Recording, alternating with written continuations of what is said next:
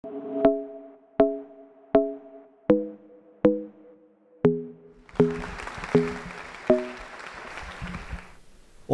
buenas tardes. Gracias por la invitación, gracias por permitirnos estar acá, hablar un poco del Faro de Sala Negra.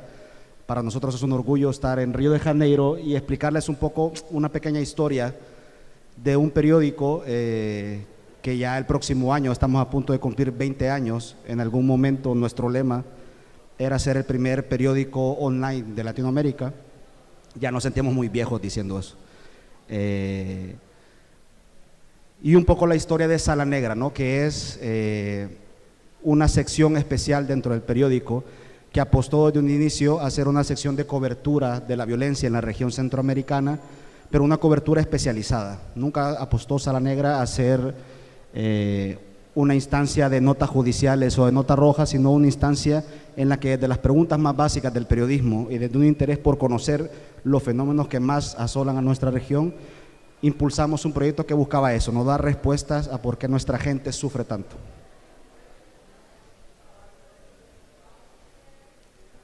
Ese es el Faro, que cumple 20 años el próximo año, en mayo.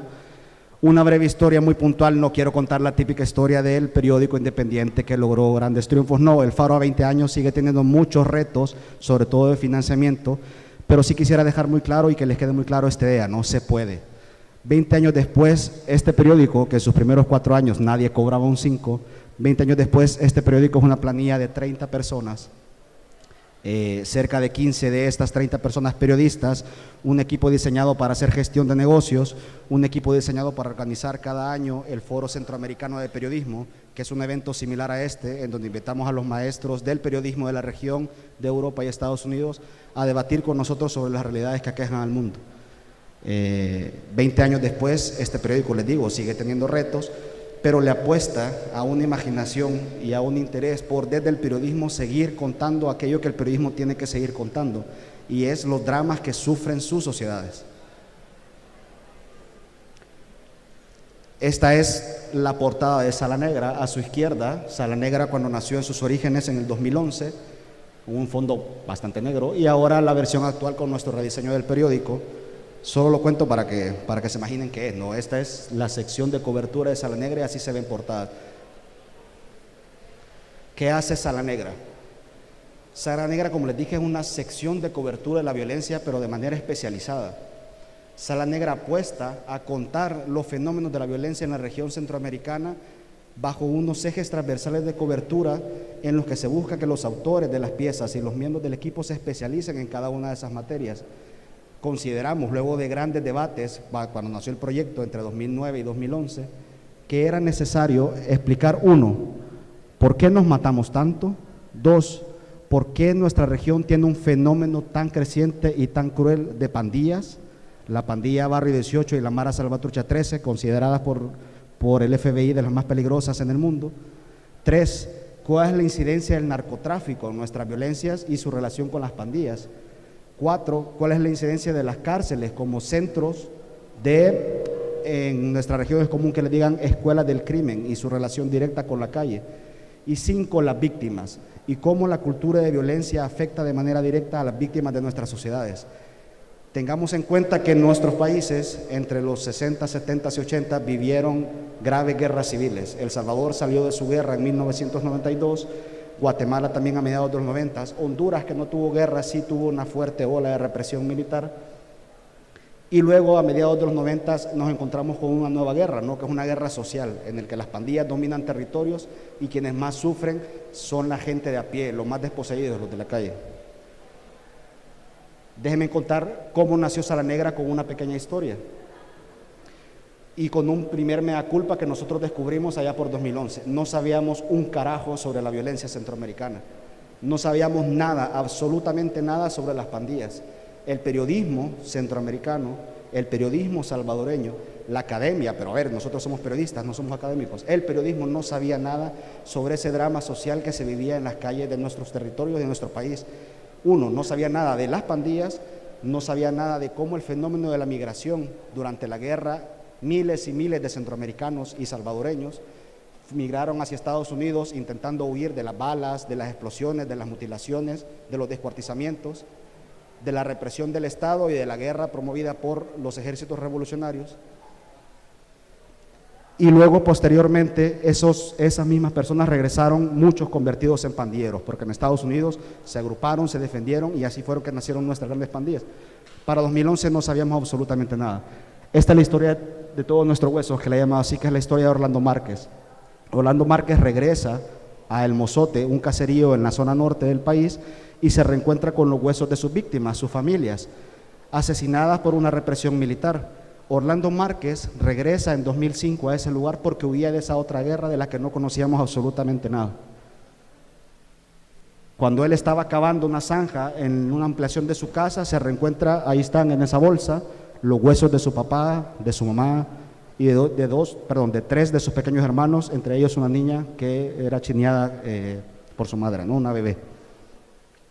¿De qué huía Orlando Márquez? ¿Qué era eso que en el 2005, en el nuevo siglo, lo hizo huir de la periferia de la capital, del área metropolitana de San Salvador, un país muy pequeño, una ciudad muy pequeña y con graves carencias y desigualdades? ¿Qué lo hizo huir a él, a ese lugar a donde él no quería regresar? Porque él sabía que en el Mozote, muchos años atrás, en otra guerra, el ejército le había matado a su familia. Él huía de otra nueva guerra y de los victimarios de esa otra nueva guerra.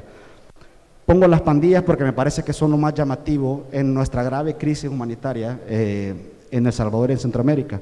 Pero no son solo las pandillas, ahora también es el Estado y la represión del Estado que en su guerra por combatir a las pandillas se sale de los moldes de un Estado de Derecho y arrasa con todo, pandilleros y no pandilleros.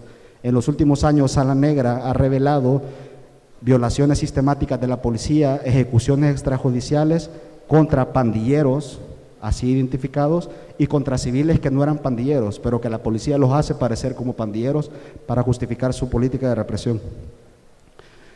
En esta nueva guerra, ¿quiénes son los que más dañan? Los mismos que sufrieron con la guerra del pasado, la gente, los pobres, la gente que vive en esos barrios dominados por las pandillas. Estas son parte de imágenes de desaparecidos en nuestra nueva guerra por las pandillas, ganadora del World Press Photo hace 2-3 años, si no me equivoco, del fotoperiodista Fred Ramos, miembro en ese momento del equipo de la Sala Negra. Se involucró en una cobertura de más de 4 meses para rastrear cuál era el fenómeno de los desaparecidos en nuestra nueva guerra, ¿no? Y se metió con los ropajes de esa gente que un día desapareció y luego fue reencontrada en huesos.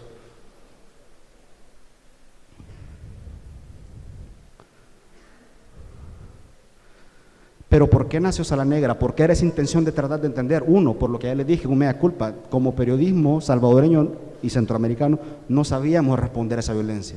Nunca se había hecho, aparte de las notas rojas, tratar de explicar el fenómeno de las pandillas, y nunca se había metido un equipo de lleno a tratar de entender cómo es que funciona esa nueva realidad.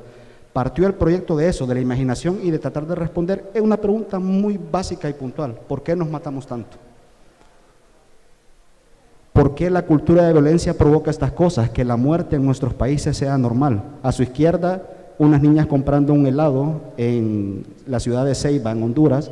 A su derecha, unas niñas de El Salvador luego de salir de clases, en un escenario de homicidios. Y esta es la que llamamos nosotros nuestra apuesta innovadora con Sala Negra, que en realidad lo innovador es discutible. Lo único que intentamos hacer fue cosas que ya se habían hecho en el pasado, de tratar de utilizar el periodismo como un método que pudiera dar respuestas desde la especialización, desde la investigación y con una apuesta a profundidad. Nuestros textos, nuestras investigaciones pueden durar 7, 8, 10 páginas y pueden reportearse 2, 3, 4, 5 meses o el tiempo que sea necesario para poder dar una respuesta redonda y contundente a los fenómenos de la violencia. Ese es parte del equipo de su conformación original, ahora ha cambiado un poco, pero digamos, estos son los fundadores de Sala Negra. Lo pueden encontrar en la página del faro.net para que se hagan una idea. Un equipo de periodistas, fotoperiodistas, documentalistas, historiadores, académicos, todos pensando en tratar de dar respuesta a los fenómenos de la violencia.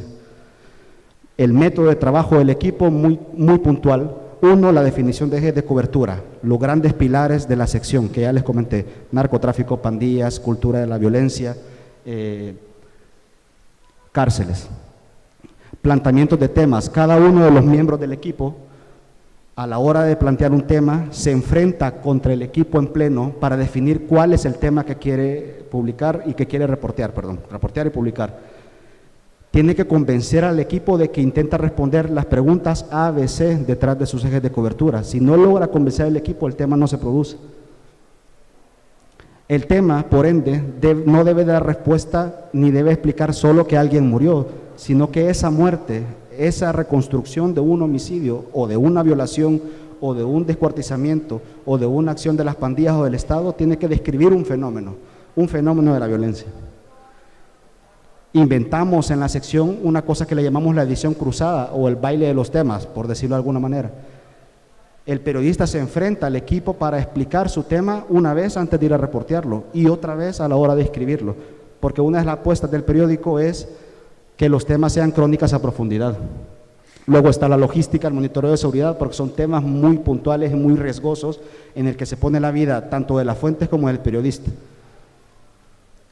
Rápido, porque me piden que termine, le apostábamos a la incidencia, a que se discuta y se debatan sobre los fenómenos de violencia en la región, pero no solo desde la plataforma del Faro, sino a través de la generación de contenidos que queden para el público y que queden para la generación de debate. La portada de nuestro primer libro, la portada de uno de los documentales, la portada de otro de los documentales sobre desaparecidos en nuestra nueva guerra, la portada de un segundo libro, uno de los autores, están en producción 3 libros más, incidencia también para llegar a otros públicos y que el mundo se entere de lo que pasa en una región que no se cuenta, un trabajo en colaboración con New York Times y una incidencia que, como todos sabemos, el periodismo no es algo que cambie realidades ni fenómenos de la noche a la mañana. En 2012 descubrimos que nuestra región sigue huyendo, así como huyó en la guerra, como aquel señor que les conté que huyó de una guerra en la que le mataron a su familia y regresó huyendo de la nueva guerra. En 2012 descubrimos que esta nueva guerra está expulsando a miles de gentes.